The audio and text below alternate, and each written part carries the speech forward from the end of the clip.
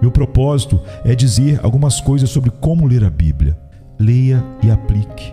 O que eu quero dizer é exatamente isso. Não leia a Bíblia como um livro para outras pessoas, em que você aplica para todo mundo e para todos, mas nunca para você mesmo.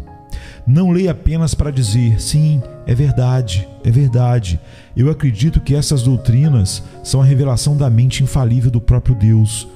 Mas também se esforce em ler uma página das Escrituras, sempre percebendo o quanto ela pertence a você. Para alguns de vocês, há muito pouco na palavra de Deus, exceto ameaças.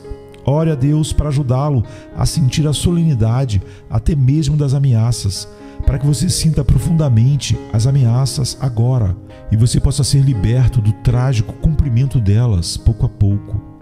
Se você foi levado a tremer sob a palavra de Deus, você nunca poderá tremer sob a mão de Deus. Se você sentir a ira vindoura agora, você nunca terá que senti-la no outro mundo.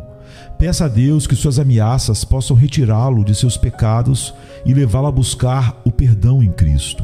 Então, quando você ler as descrições do coração humano e da queda, a corrupção e a depravação da nossa natureza, não pense só sobre os outros e o mundo.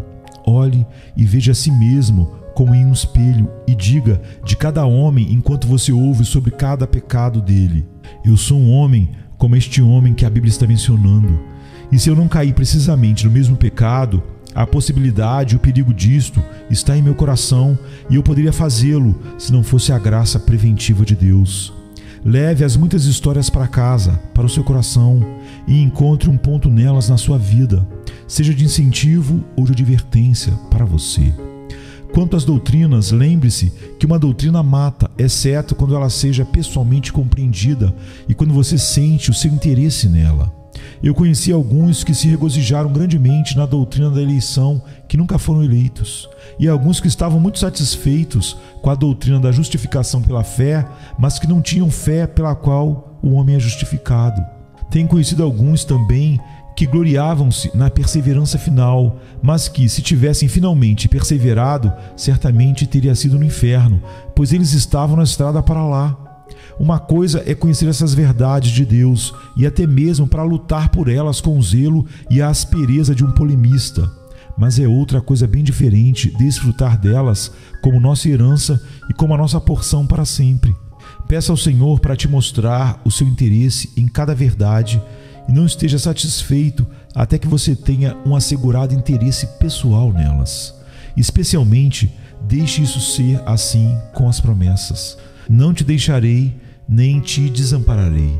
Bem, esta é uma excelente promessa, mas se ela é lida para mim assim, eu nunca te deixarei, nem te desampararei, que promessa transformada e glorificada então torna-se. O velho resoluto Martim Lutero costumava dizer: toda religião vital está nos pronomes pessoais e possessivos. Não é assim? Quando passares pelas águas, estarei contigo, e quando pelos rios, eles não te submergirão. Quando passares pelo fogo, não te queimarás, nem a chama arderá em ti. Isaías 43, 2. Oh, realmente, essa promessa é como um cacho de Escol, mas está no vale de Escol, e eu não posso alcançá-lo ali. A promessa é aplicada e o cacho é trazido até mim exatamente onde estou, e posso recebê-la e me deleitar com a sua doçura deliciosa. Cuide, no entanto, para buscar a aplicação dos preceitos. Alguns estão sempre olhando para o serviço de outras pessoas e são ótimos juízes e críticos em relação ao que os outros estão fazendo ou deveriam fazer. Mas a Bíblia diz: quem és tu que julgas o servo alheio? Diz Romanos 14, 4.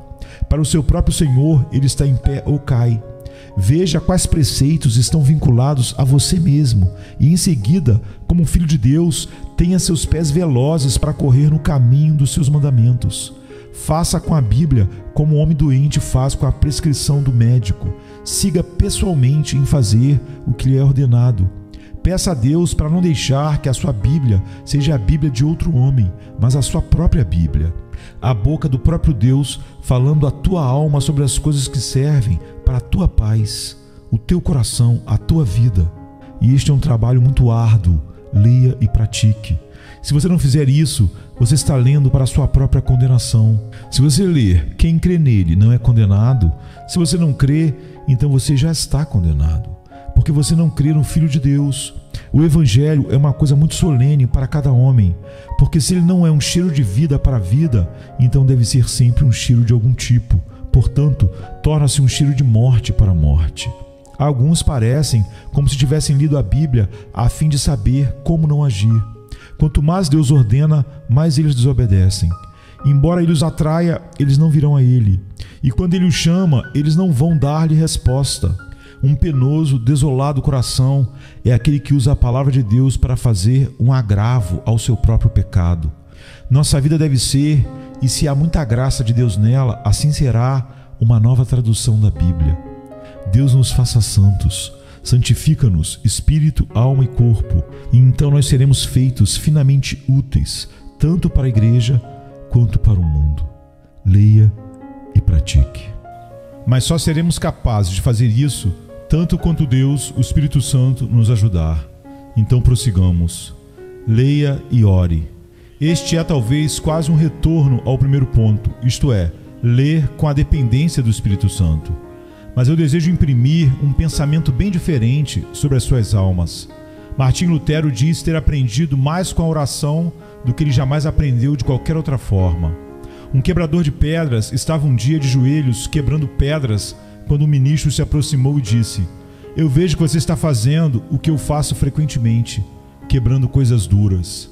"Sim, senhor", foi a resposta, "e eu estou fazendo isso da maneira em que você deve fazê-lo, de joelhos."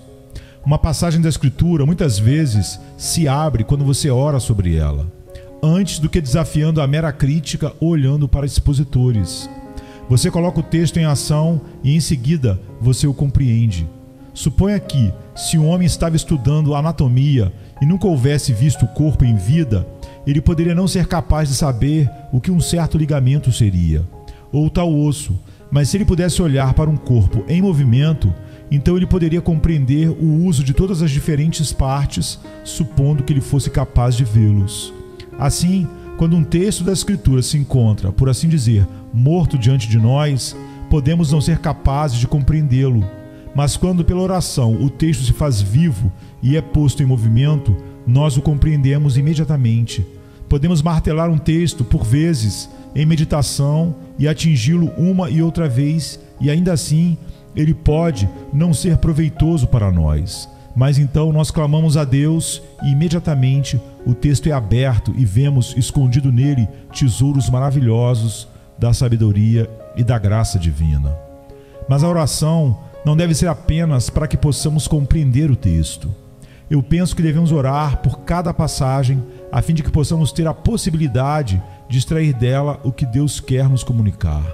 Um texto é como um tesouro que está trancado e a oração é a chave para abri-lo. E então temos tesouro de Deus. O texto é a carta de Deus, cheia de palavras de amor, mas a oração deve romper o selo. Durante a leitura, siga orando, e a orar, siga com a leitura. Assim como o homem anda sobre ambos os pés, o pássaro voa com ambas as asas, pois ler somente não é proveitoso.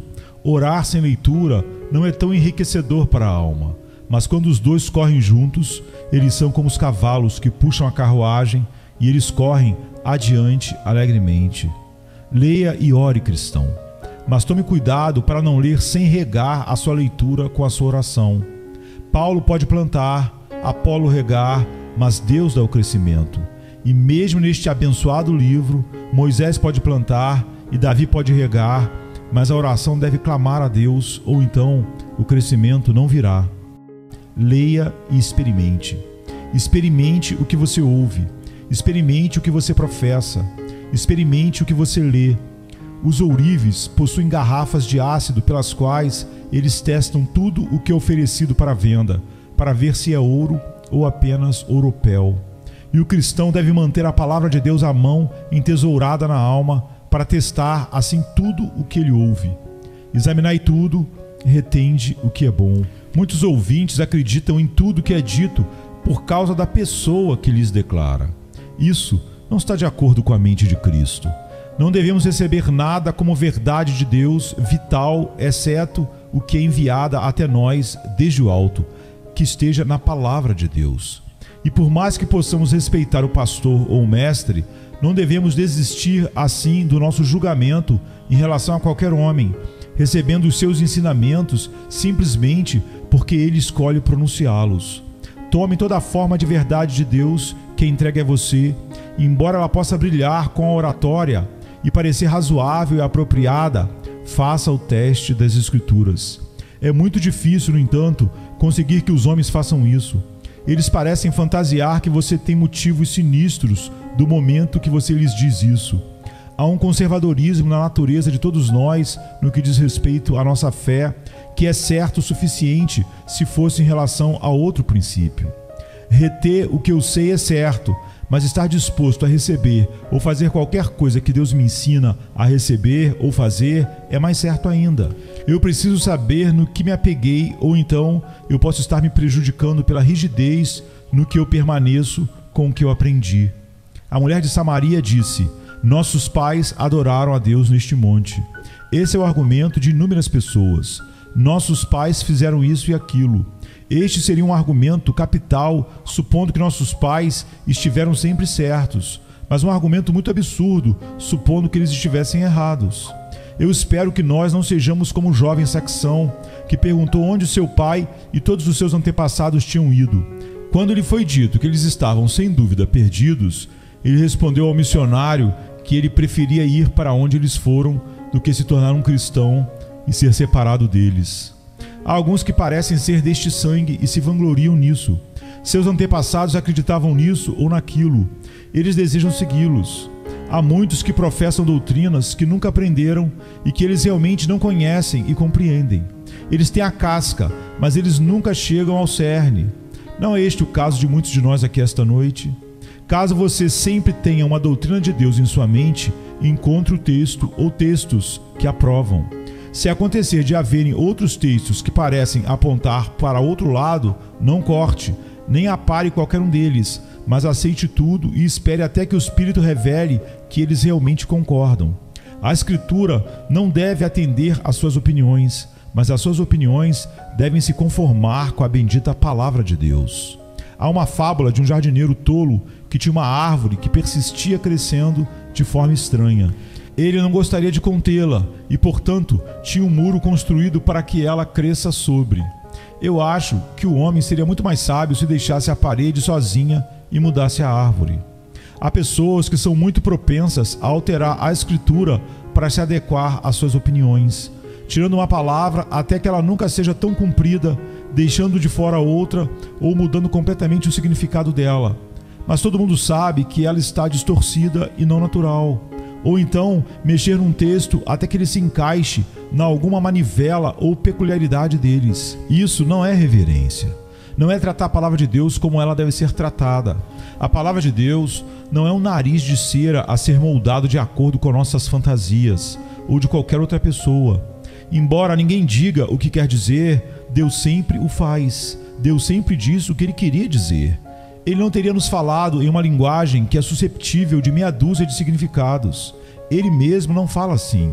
Ele fala tão claramente que, se formos sinceros e desejarmos saber o que Ele quer dizer, não é difícil fazê-lo, especialmente se formos a Ele por isso. Vamos então levar este conselho e provar se os Espíritos são de Deus e, como os nobres bereanos, buscar nas Escrituras se essas coisas são assim. E assim ler as Escrituras e experimentar o que lemos.